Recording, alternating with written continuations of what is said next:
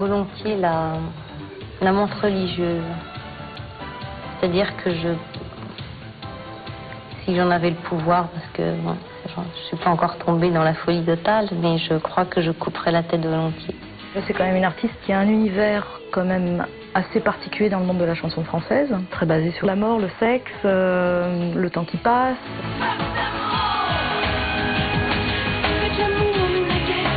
Je fais partie de ces personnes qui sont effectivement un petit peu obsédées par la mort, l'idée de mort. Tout simplement, le fait d'être mortel est quelque chose d'insupportable. Donc j'ai ce fardeau avec moi. Elle est dans une veine un peu sombre, avec des chansons finalement très mélancoliques, voire un peu gothiques et noires. Mais ce qui a permis à la chanteuse de devenir un vrai mythe pour ses fans, c'est son absence quasi totale des médias. Je sais que j'ai du mal,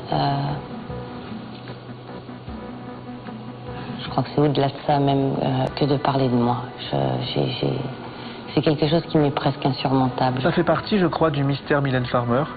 Elle est très très discrète sur sa vie privée. Le fait de rester si rare, ça va aussi, je pense, faire en sorte que des gens deviennent des fans extrêmement fervents, qui adhèrent à Mylène Farmer comme on pourrait adhérer à une religion. Les fans de Mylène Farmer sont totalement différents des autres. Il y a vraiment une fascination qui dépasse la musique. Elle n'est pas humaine dans leur tête, elle est beaucoup plus que ça. Et une déification.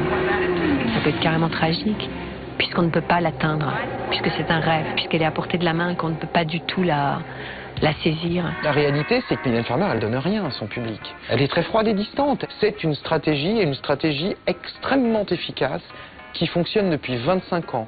Je me fais rare, je laisse imaginer tous les fantasmes à mon sujet, et comme ça, je deviens un véritable mythe vivant. Alors le secret est-il une stratégie pour Mylène Farmer ou sa vraie nature? Je sais le risque du silence.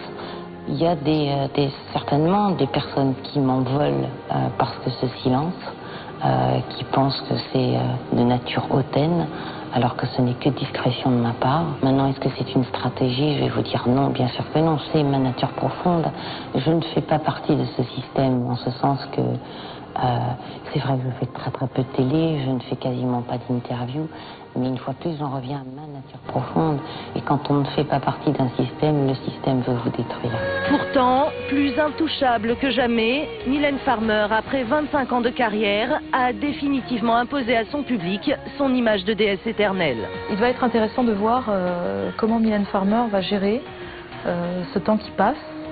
Est-ce qu'elle se retirera complètement de la scène médiatique? Est-ce qu'elle prendra un autre chemin? Est-ce qu'elle choisira de continuer dans la chanson? Vieillir, je l'accepte parce que c'est une fatalité, mais grandir, non. Vous l'acceptez de vieillir? Oui, oui, oui. Je peux dire que c'est douloureux, probablement, mais voilà, je n'ai pas le choix. Si Mylène Farmer n'a pas envie de vieillir devant la caméra, si elle estime que voilà, à 50 ans c'est fini, elle ne peut plus jouer à Mylène Farmer, à ce moment-là, elle peut disparaître définitivement de la circulation, comme les grandes actrices d'Hollywood, comme Greta Garbo ou d'autres, et là elle sera un mythe total. Les médias américains de petite taille avaient fait